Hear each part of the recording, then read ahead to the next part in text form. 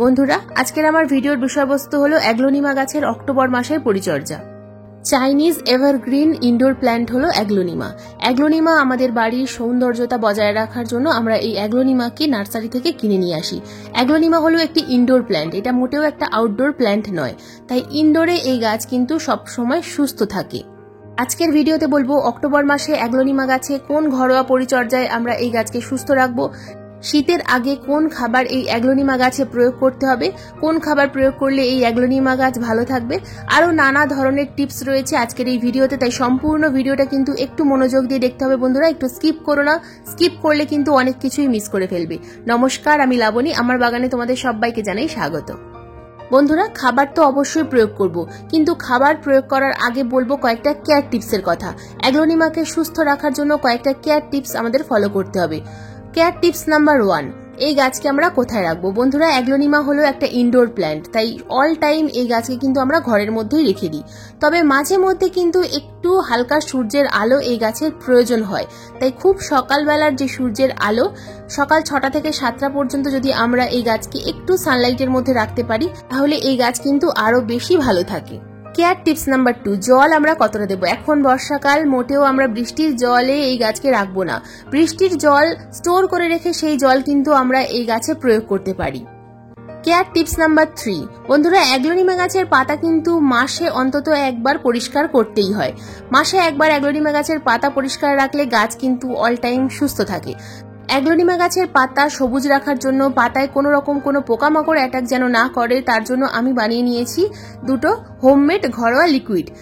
অনুষ্ঠান বাড়ির যে গ্লাসগুলো হয় 200 ml এর গ্লাস, তো 200 ml এর গ্লাসে একটা গ্লাসে আমি নিয়েছি 5-6টা রসুনের কোয়া খোসা, ভিজিয়ে রেখেছি 3 দিনের জন্য। আর একটা গ্লাসে ভিজিয়ে রেখেছি একটা কমলা লেবুর খোসা, 200 ml জলের মধ্যে 3 দিনের জন্য ভিজিয়ে রেখেছি। তো দুটো জল লিকুইড আমার কিন্তু তৈরি হয়ে গেছে। তো এই দুটো লিকুইড আমি কিভাবে গাছে স্প্রে করব সেটা তোমাদের দেখাবো। এটা কিন্তু আমি পাতায় স্প্রে করব। পাতা মাসে একবার অন্তত কিন্তু পরিষ্কার করতেই হয়।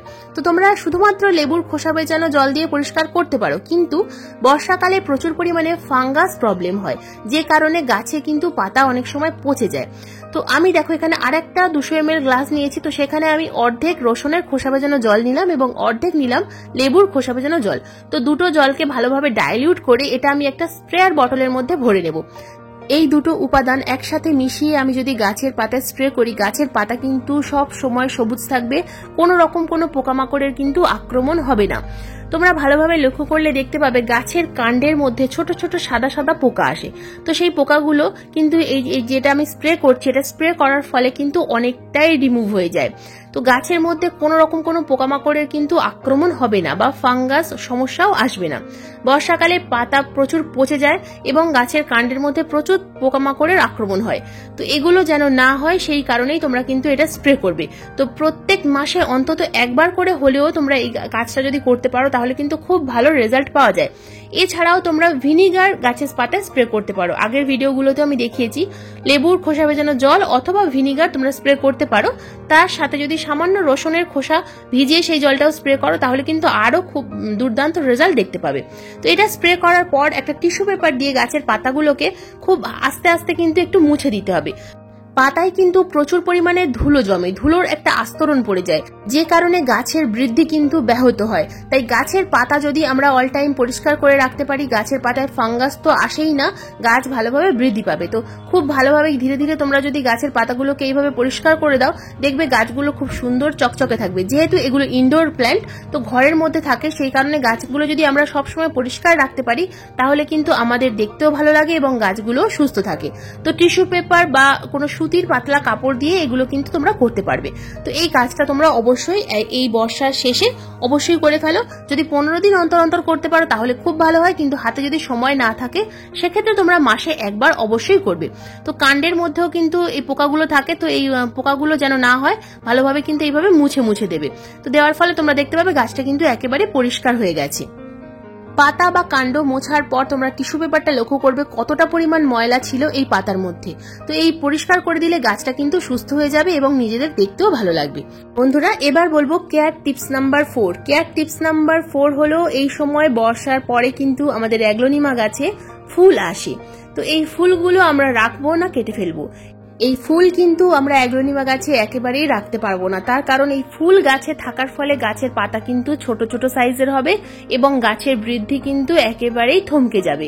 যদি আমাদের গাছে আমরা ফুলটা রেখে দিই তাহলে অনেক রকম সমস্যা দেখা দেবে। গাছের পাতা সবুজ হয়ে যাবে, গাছের পাতার কিন্তু রং আগের মতো থাকবে না। গাছ কিন্তু সম্পূর্ণ এনার্জি ফুলের ওপরেই দেবে, তাই ফুলগুলোকে আমাদেরকে কিন্তু কেটে ফেলতে হবে। তো আমি আগেই কেটে ফেলতাম, শুধুমাত্র তোমাদের দেখানোর জন্য ফুলটাকে রেখে দিয়েছিলাম। ফুল যখনই দেখতে পাবে ছোট্ট ফুল, সঙ্গে সঙ্গে ফুলটা কিন্তু কাঁচি দিয়ে কেটে ফেলতে হবে। তো কোন জায়গা থেকে কাটবে তোমাদের আমি ভালোভাবে দেখিয়ে দিই। দেখো, ঠিক নিচ থেকে ফুলের যে নিচের যে ডাঁটিটা রয়েছে বোঁটা, এই বোঁটার নিচের অংশ থেকে কিন্তু কেটে ফেলতে হবে। তা না হলে দেখো যে পাশের যে পাতাটা আছে এই পাতাটা কিন্তু অনেকটাই ছোট হয়ে গেছে। তো পাতা ছোট হয়ে যাবে, গাছের পাতা অন্যরকম দেখতে লাগবে এবং গাছের বৃদ্ধি কিন্তু একেবারেই ব্যাহত হয়ে যাবে। তাই ফুল দেখলেই তোমরা অবশ্যই কেটে দেবে। গাছে যদি একটা থেকে অধিক ফুল থাকে তাহলে ফুলগুলো কেটে ফেলো। ফুল কেটে দেওয়ার পরেই তোমরা লক্ষ্য করবে গাছের বৃদ্ধি কিন্তু আবার আগের মতো হয়ে গেছে। তো প্রত্যেকটা ভ্যারাইটিতে কিন্তু ফুল আসে না। তো এটা যেটা দেখছো এই ভ্যারাইটিতে কিন্তু ফুল আসেনি, তো পাশের যে ভ্যারাইটিটা এই ভ্যারাইটিতে ফুল চলে এসছে। বন্ধুরা, এবার আসি কেয়ার টিপস নাম্বার 5। বর্ষাকালে আমাদের গাছ ইনডোরে থাকে। ইনডোরে থাকা সত্ত্বেও আমাদের গাছের মধ্যে কিন্তু বিভিন্ন ধরনের ফাঙ্গাস প্রবলেম হয়। এই যে পাতাটা দেখছো, এই পাতাটার মধ্যে প্রচুর পরিমাণে ফাঙ্গাসের সমস্যা হয়েছে, গাছের পাতা কিন্তু পচে যাচ্ছে। তো এই ধরনের পাতা যদি তোমাদের গাছে থাকে তাহলে পাতাটাকে কিন্তু কেটে ফেলতে হবে। এই পচা পাতা গাছের মধ্যে থাকলে সম্পূর্ণ অন্যান্য পাতাগুলোও কিন্তু পচে যাবে। তো কাঁচি দিয়ে কিন্তু পাতাটাকে কেটে ফেলতে হবে। দেখো আমি কিন্তু কেটে দিলাম। তো এইরকম যে সমস্ত পাতা গাছের মধ্যে আছে প্রত্যেকটা পাতা কেটে ফেলতে হবে। তাছাড়া কিছু কিছু পাতার অগ্রভাগেও কিন্তু এই ধরনের ফাঙ্গাস আসে। তো এই অগ্রভাগগুলো কাঁচি দিয়ে একটু কেটে দেবে, কেটে দিলে কিন্তু আর এই পচা পাতাটা চারিদিকে ছড়িয়ে পড়বে না। তো ফাঙ্গাস কিন্তু আমাদের গাছে এই বর্ষার শেষে প্রচুর পরিমাণে আক্রমণ করবে। তো এগুলো আমাদের লক্ষ্য রাখতে হবে। গাছে প্রতি মাসে একবার করে কিন্তু এরকম রসুনের খোসা ভেজানো জল এবং লেবুর খোসা ভেজানো জল স্প্রে করতে পারো, অথবা তোমরা চাইলে হলুদ গুঁড়ো স্প্রে করতে পারো, ফাঙ্গিসাইডও স্প্রে করতে পারো। বন্ধুরা, এবার বলবো আমরা অ্যাগ্লোনিমা গাছে কি খাবার প্রয়োগ করব। এই অক্টোবর মাসে কোন খাবার আমরা গাছে প্রয়োগ করব। তো খাবার প্রয়োগ করার আগে খাবারটাকে আমাদের তৈরি করতে হবে। তো খাবার তৈরি করার জন্য প্রথমেই আমাদের লাগবে চাল। তো চাল আমাদের বাড়িতে সবার বাড়িতেই থাকে। যে কোনো চাল তোমরা কিন্তু এটা তৈরি করার জন্য, খাবারটা তৈরি করার জন্য ব্যবহার করতে পারো। খাবারটা তৈরি করার জন্য লাগবে একটা পাত্র। পাত্রের মধ্যে নিয়ে নেব আমি 2 চামচ পরিমাণ চাল। 2 চামচ পরিমাণ চালের পর আমি এখানে নিয়ে নেব আরো একটা উপাদান, যে উপাদানটা আমাদের রান্নাঘরে সবার হাতের কাছেই থাকে, যেটা হলো লবঙ্গ। বন্ধুরা, গরম মশলার মধ্যে যে লবঙ্গ থাকে সেই লবঙ্গটাই আমরা ব্যবহার করব। এখানে আমি দেখো 8 থেকে 10টা লবঙ্গ নিয়েছি, তোমরা 10 থেকে 12টা লবঙ্গ নিতে পারো।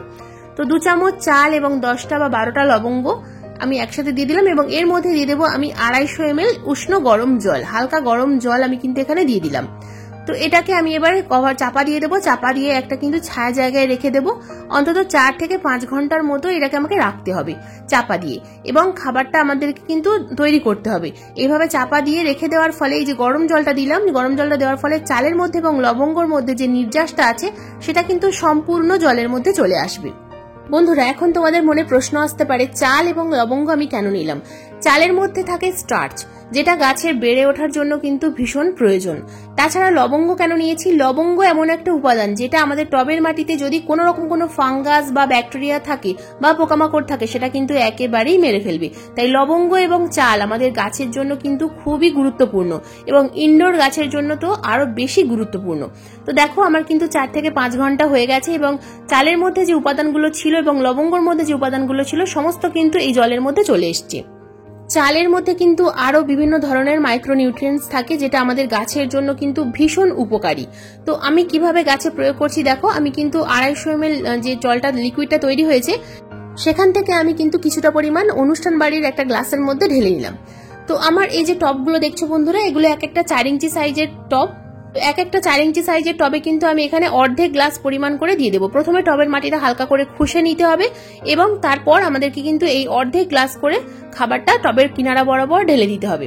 তো আগে লক্ষ্য করতে হবে টবের মাটিটা খুব বেশি কাদা কাদা আছে কিনা, যেন খুব বেশি ভেজা অবস্থায় গাছে খাবার দেওয়া যাবে না। টবের মাটিটা হালকা শুকনো থাকলে তবেই কিন্তু এই খাবারটা প্রয়োগ করা যাবে। তাছাড়া টবের মাটি যেন অল টাইম একটু হালকা ময়েশ্চার থাকে, এই বিষয়টা আমাদের লক্ষ্য করতে হবে। কখনোই যেন টবের মাটি খুব বেশি কাদা কাদা না হয়ে থাকে, তাহলে কিন্তু গাছের ক্ষতি হবে। বন্ধুরা, এই খাবারটা তোমরা অক্টোবর মাসে প্রয়োগ করো 15 দিন অন্তর অন্তর। সামনেই শীতকাল আসছে, অ্যাগ্লোনিমা গাছের কিন্তু ডরমেন্সি স্টার্ট হবে, তাই অ্যাগ্লোনিমা গাছকে কিন্তু এই সময় একটু কেয়ার করতে হবে। অ্যাগ্লোনিমা গাছে অতিরিক্ত জল প্রয়োগ করা যাবে না, আবার অতিরিক্ত খাবারও প্রয়োগ করা যাবে না। নভেম্বর মাসের শুরুতে কিন্তু আর একবার আমি এই গাছে খাবার প্রয়োগ করা দেখাবো তোমাদেরকে। তারপর ডিসেম্বর জানুয়ারি মাসে কিন্তু এই গাছে কোনো রকম কোনো খাবার আর প্রয়োগ করা যাবে না, এই গাছকে কিন্তু আর ডিস্টার্ব করা যাবে না। আবার ফেব্রুয়ারি মাস থেকে এই গাছের কিন্তু পরিচর্যা শুরু করতে হবে।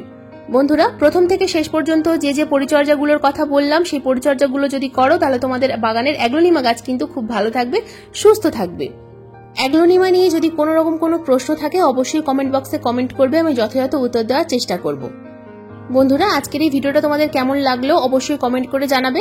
ভালো লাগলে একটা লাইক করো, শেয়ার করো, হাইপ করো। চ্যানেলে যদি নতুন বন্ধু হয়ে থাকো চ্যানেলটাকে সাবস্ক্রাইব করে পাশের বেল আইকনটা প্রেস করে দিও এইরকম নিত্য নতুন বাগান সংক্রান্ত ভিডিও দেখার জন্য। কারণ এইরকম নিত্য নতুন বাগান সংক্রান্ত ভিডিও কিন্তু আমি প্রত্যেক দিন ঠিক সন্ধ্যা 6টার সময় আপলোড করে থাকি। ভিডিও আপলোড করার সঙ্গে সঙ্গেই ভিডিও নোটিফিকেশন তোমাদের মোবাইল স্ক্রিনে অথবা কম্পিউটার স্ক্রিনে পৌঁছে যাবে। আজকের ভিডিওটা সম্পূর্ণ মনোযোগ দিয়ে দেখার জন্য তোমাদের সবাইকে জানাই অসংখ্য ধন্যবাদ।